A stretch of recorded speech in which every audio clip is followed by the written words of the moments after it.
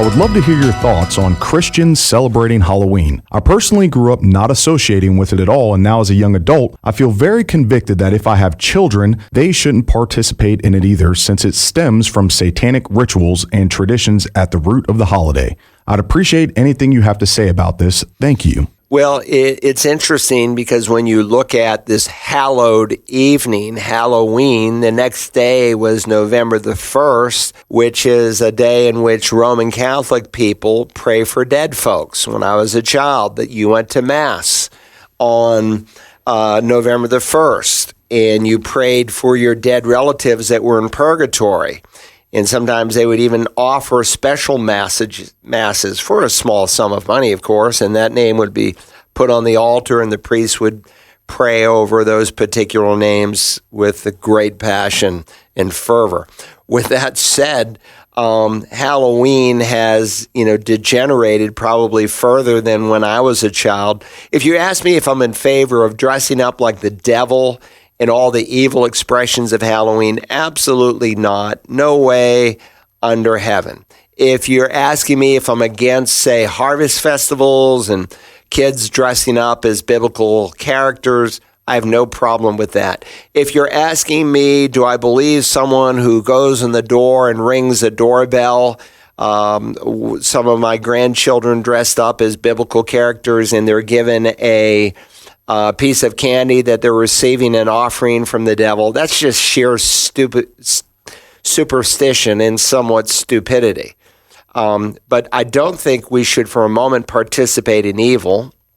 I do think it could be a good opportunity for Christians when children come to your door to not only give them a nice piece of candy, but a gospel tract. A lot of our families this past year, when children came to their door, they gave them a piece of candy, and then they invited them to the Harvest Festival, which was the next week.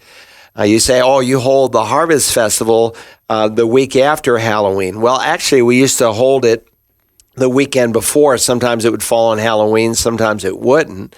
What changed it was daylight savings, in that they moved it again into from the October-March stance into the November-April stance, which is a good thing for us as pastors, because you never have Easter fall on a fall forward Sunday again.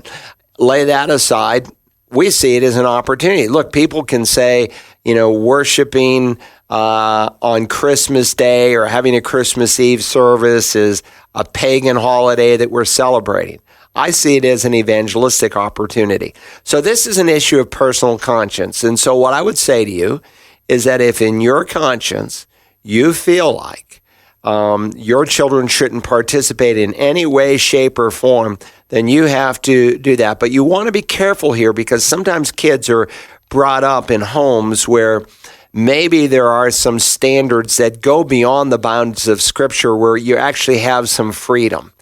And so it might actually be a good teaching tool to say to your children, kids, we don't participate in the evil side of Halloween.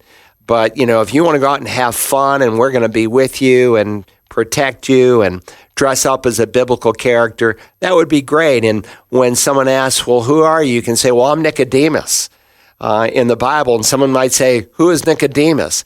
Well, he's the man that Jesus said you must be born again to go to heaven. So here's a tract. I'll take your candy. Read this if you get a chance. So there's some really creative things that you could do, so to speak, on Halloween. So in terms of the evil side, that's not an issue of conscience. That's an issue of biblical standard. In terms of participation on some level, that's an issue of conscience. And if your conscience doesn't give you the freedom, but again, sometimes, you can have what we call a weaker brother. And Paul's goal for the weaker brother, to whom we're called to be sensitive to in Romans 14, is for the weaker brother to develop a strong conscience. And sometimes kids grow up in homes and all they see is rules and regulations, instead of it all being couched in the context of a love relationship with the living God who saved us and redeemed us, and our goal is to please him and not man. And I'm sure I'm not making any kind of judgment on this caller who has brought this question. We didn't get to it because we're so backed up, and we try to answer as many as we can, but I know it's a post-Halloween answer, but maybe it would be helpful to someone for next year. Dr. Carl Broggi answers your questions about the Bible and living the Christian life Tuesday mornings at 11 on The Light 88.7 FM and online around the world at wagp.net.